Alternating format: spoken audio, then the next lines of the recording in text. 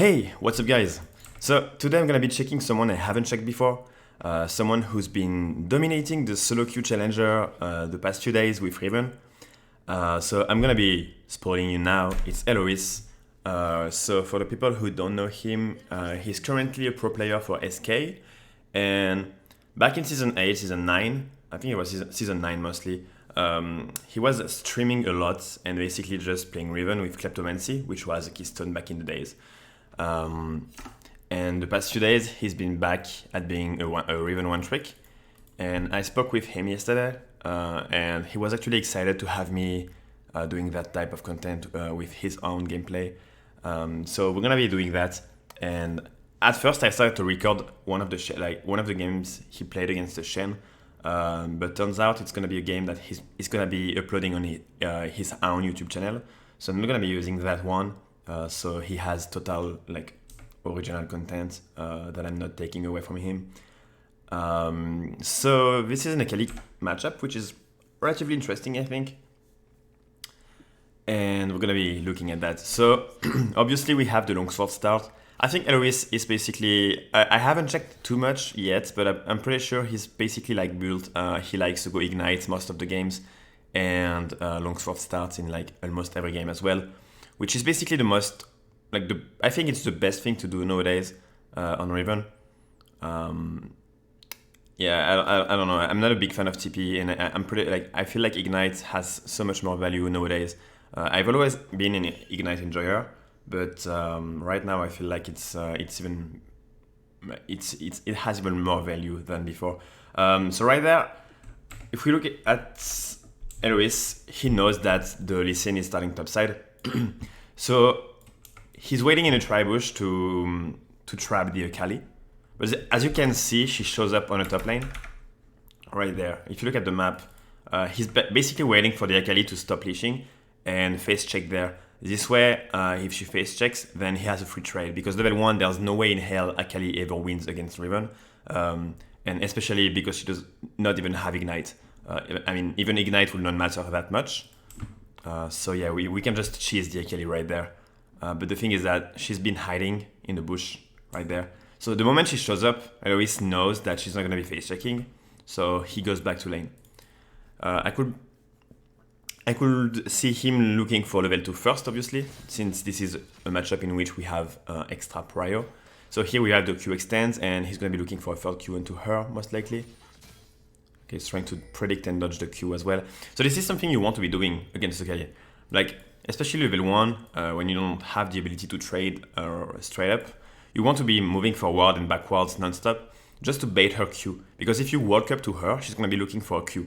But you have to be expecting that. So you want to be moving forward, backwards, non-stop, just to try to bait it. And the moment she wastes the Q and she does not hit you, it gives you a really free opening to all-in her. So here we're going to be slow pushing, looking for level 2. It seems like I know Alois likes to do 4-wave crash most of the time. He likes to proxy on the 4th wave in some matchups. I don't know if he could be doing that this game. Potentially he could, since the Lee Sin started top. But let's see. So let's go back here. The moment he gets level 2, you can see that he's holding on his spells. He doesn't take anything right away. Basically because, like I said in most of my videos, when you hit level 2, you want to be looking at your opponent, see his movements, and if you see that there's a potential opportunity in which you can just all-in him, all-in them, you can take the stun, for example, level 2 and go all-in. But if they play relatively safe and you see that there's not going to be any opening to all-in them without just all-in them at all, or even just not being able to all-in them without E, then you take E.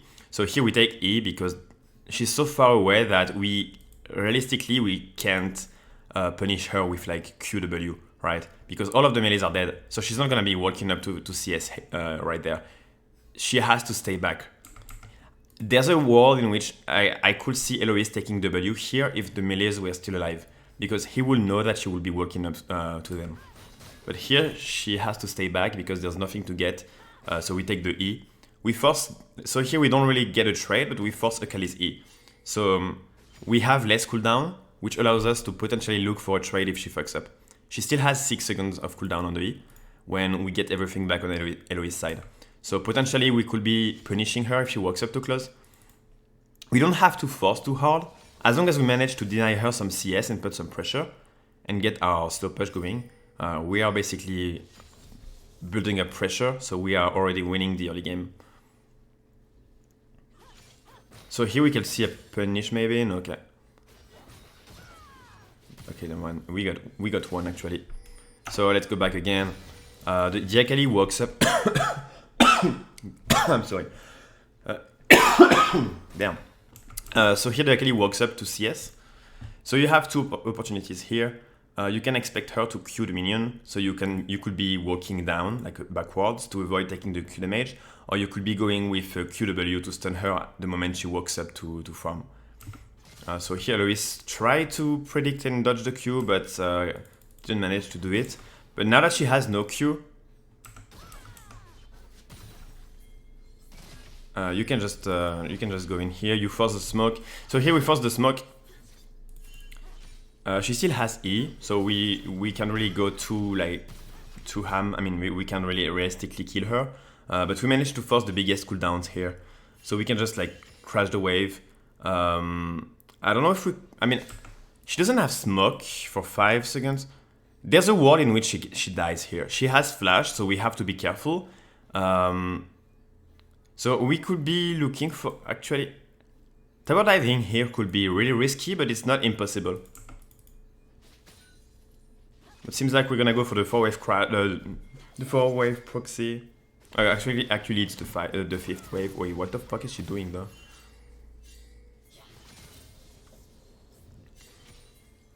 She's losing so much during the proxy because she's forcing too hard on the Riven, and now she's dead. And she flashes away and she still dies. Okay, so let's go back here. So here we go and proxy the 5th wave. Like I said, Alois likes to be doing some proxy stuff early in the game. The reason why we are allowed to do that here is because, first of all, Akali has a big wave in her tower. So if she tries to contest that, she's gonna be losing some CS, right? On top of that, if she tries to fight, she's not healthy. And that means that if she tries to contest, we have an opportunity to kill her or to push her away from us. We know that the enemy mid laner is still in the mid lane, not able to, like, he's not on their way. They're not on their way to deny that proxy either. And we have the information on the enemy jungler and on the enemy support. So we know that nobody is walking up to us. So because of all those factors, we are able to just focus on this one wave here and try to bait the Akali. And Akali forces way too hard. Like, by doing that, she's losing CS on her tower, and she's trying to look for a trade that she's not sure to win. There's a minion wave, sure, but Riven has everything to trade against the Akali here. If the Akali had Ignite, we could have potentially done that on Akali's side. But I don't think Alois will be proxying if the Akali had Ignite right there. So here, now we know that she has nothing, right? She does not have smoke. She still has cooldown on the E, and she even just used Q as well. So here, we could look for an angle if she fucks up. We can go in right away, but right there, we see that she's looking to force really hard for the auto attack passive here. So this is really risky. This is actually very, very risky, as we can see here, because if the Akali flashes away in time and we take the tower focus, we may die from it, for example. But it's a good punish as well. It's just very, very risky because because Alois was kind of low HP, but it's a risk we can take. Because I mean, let's say that Akali survived here and we died. It kind of sucks, but at least it's not the end of the world because Akali will be still down a lot in CS and we will have a slow push going for us. So for sure, it will not be really good to give a kill away. But yeah.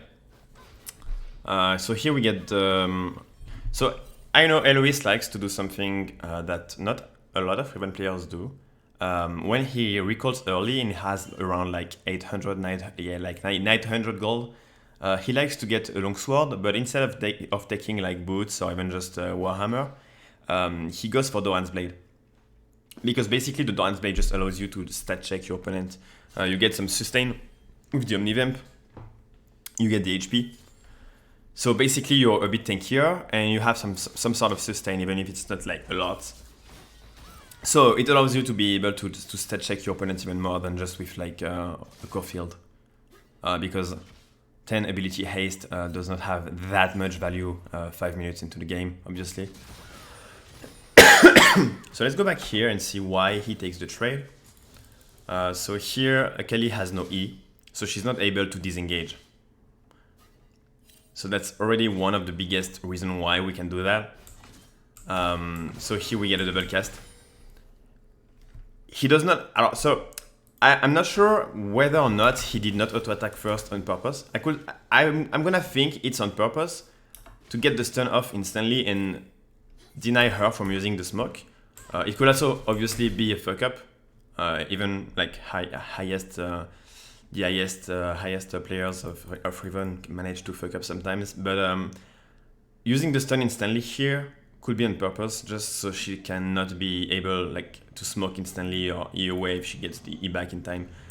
So here we get a double cast, auto attack Q, auto attack, and then we just Q away.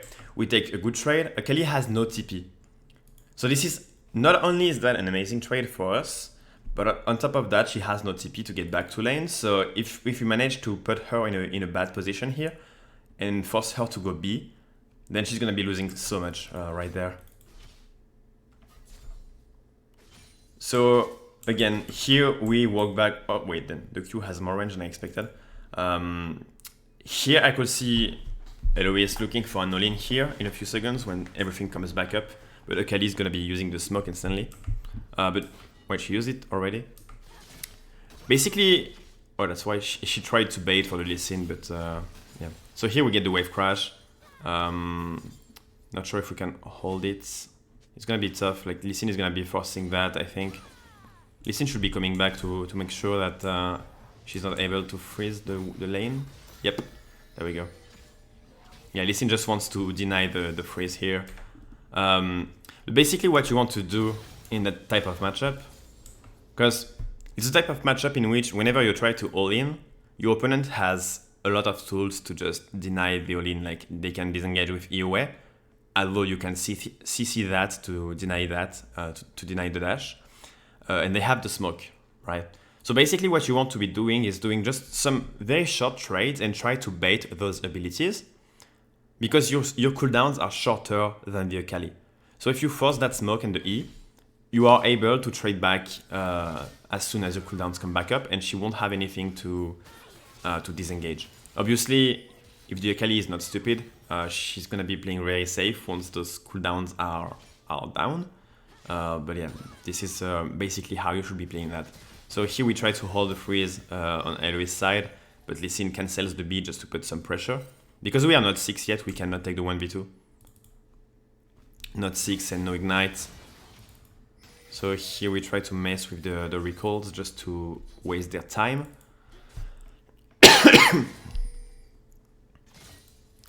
So one thing here is that Alois is going to be hitting 6 on this one wave. The Akali has no flash, so we could be potentially looking for a kill. The only thing I could see here is if Lee Sin is aware of that, he could be trying to stay in the bushes. I don't think that's going to happen because he's going to be wasting a lot of time. Yeah, but that's one of the possibilities here. If they're aware that Riven is going to be hitting 6, Lee Sin could be staying here and try to deny. I mean, they're going to get 1v2 anyway if he stays. So recalling would be the best for him. But Akali is in one of the worst situations she can be. Yeah, she's dead. She's gonna die. She should be dying here unless she just gets the fuck out. Because Alois is gonna hit 6 on the cannon here, so he walks up. Yeah, she knows. So here, if you played against an opponent that doesn't know better, they would have died right there. Because the Akali has no smoke. The only escape she has is E, and she knows that Riven is gonna hit 6 here. So she basically is away instantly. One of the things that sold it is because Riven started to walk up like to the Akali, so she kind of knew that she was gonna hit 6 on this cannon, which was kind of obvious, obviously. But yeah, if the Kali didn't know better, like if you played against a lower elo Kali, we could have had a kill opening maybe, depending on how she played. But here, the Kali has two possibilities. She can try to be greedy and stay and wait for the wave crash and get some XP, or she should just go B instantly. But she's gonna be losing XP anyway. Because even if she stays, she's at risk of the tower dive, because she can just get one shot in the smoke anyway. So let's see what she decided to do. She decided to stay. Okay, oh, I need to go back here. A lot of stuff happened. Let's see. So I think Alois got surprised. He sees her here. ER, Q. What happens? He should have went the... Yeah, Alois kind of fucked up. He should have been on this one side here to either wait for the Akali to escape from the smoke on this side and just stun her, and then gets in range to win slash her under tower. Going this way was a bad call. I think I'm kind of sure he's aware of that anyway. But yeah, I think walking on the right instead of the left would have been a way to get the kill here. So here we still have a kill pressure though. Yep. So here we fuck up. She should have died on this timing, but it's not that bad because at least we managed to force the ultimate. So now she does not have R either. So here she walks up too close when the ultimate is still active, so we have extra range on the abilities, so it's even easier to catch up to her. So here we get the wave crash. She has no TP. We can maybe get one plate. It's kind of tricky here though. Yeah, we fine. We can get one plate. Get back to base. He's gonna be looking to get this extra wave right there. Because he still has time, like he's not at risk by taking the wave, and he doesn't lose anything by doing that. He actually gets more than having to wait for the wave to bounce. Because he's still gonna have a slow push, but he's gonna be collecting more. So here we have the wave bouncing back to our side. No, right now there's not that much kill pressure anymore because we have no ignite, no ultimate, but we have the lane state pressure. We're gonna be on a spot in which we can just like hold the freeze again, and we're just gonna end up in the same situation we've been the entire game, just holding the wave on this one spot here, trying to look for short trades to bait Akali's abilities, and as soon as she fucks up, then we can go for the all-in. So here we bait all of the abilities here. So she has no smoke, no E anymore. The ultimate is back up soon. So if she fucks up, we can kill her. Otherwise, we just slowly wait for the wave to push back to our side and we just hold the freeze and we can just kill her if she walks up to farm. Because right there, if we go on, like, she has nothing besides R. But if we go for the all-in here and she just, like, she can R away and we would be damaging the wave with the AoE abilities. So we would be breaking the slow push.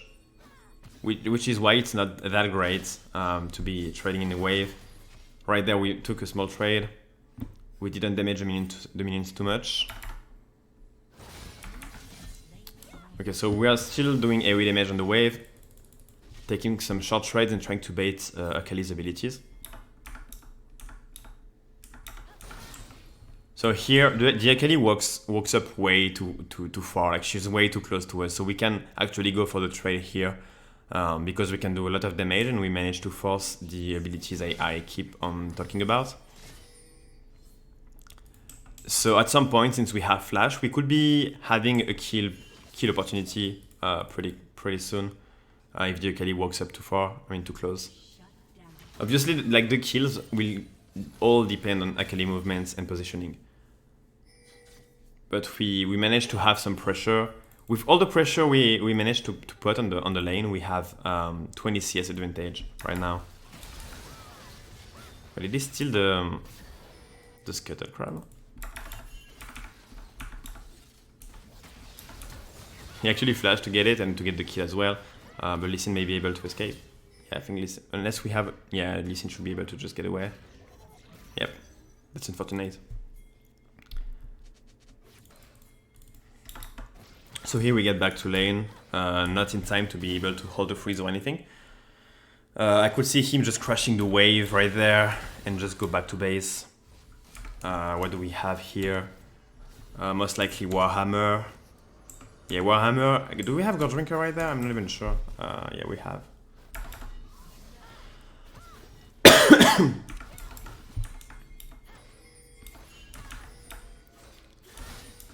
And that's when we can do whatever the fuck we want in the lane now. Just because of the Goddrinker power spike. We can just take so many all-ins, AoE damage with the Goddrinker, sustain up with the Goddrinker. We can do whatever we want in the lane now. We should not be able to die 1v1 wise, especially since she has no ignite. The only death we could have would be if we get ganked by Lee Sin and we are in a knockout spot. But overall, the lane is basically just done now. Kelly's dead, I don't even pay attention. Hold up. Why should I swim? Oh, I think Carthus. Yeah, okay. It makes sense now. So here, again, the Kelly walks up to close. Right there. She's kind of close, right? Because you can just E in double Q into stun. I think he could have stunned her, but because at this point we start to have a lot of CDR. It's gonna be even better once we get what do you call it? The lucidity boots. Oh, it's because he already had one Q on Inga. I mean, the stun could have still connected, but yeah, it does not really matter too much. So like I said, we can basically do whatever the fuck we want. We just go auto attack Goddrinker and we already win the trade. So here we take a tower shot, does not really matter. We force the flash, force the ultimate. She still dies anyway because we have a Carthus in the jungle. And yeah, the lane is basically just done. So to make it short, it's like you just want to be baiting the cooldowns over and over again against the Kali. You want to be building pressure from level 1 because you win the matchup no matter what. Even if she plays Ignite, doesn't matter if it's Ignite Flash or TP Ignite, you have the upper hand in the early game because her level 1 sucks against yours. So you can get to level 2 first, you can put the pressure, you can get the wave crash you want to get, reset, get your items, and then you get the wave control on this side of the lane. You manage to force her cooldowns. Try just not to AoE damage the wave too much when you try to go for short trades. You want to be able to bait her cooldowns without breaking the wave state with your AoE damage. And whenever she walks up too close and she has no cooldowns, you can just punish that. Even if she has cooldowns and she walks up too close, you force those cooldowns. And either she keeps on walking too close again and then you kill her, or she plays safe to wait for the cooldowns to be back up. But in that case, she's not able to farm for free, right? And that's how you get a CS lead, basically. Because you force the Kelly to be playing safe during the cooldowns. Hopefully that was a decent video. And that helped someone. And yeah, I'm gonna be looking more of his gameplay when he plays more games. And I'm also gonna be doing some stuff with him next month, so stay tuned.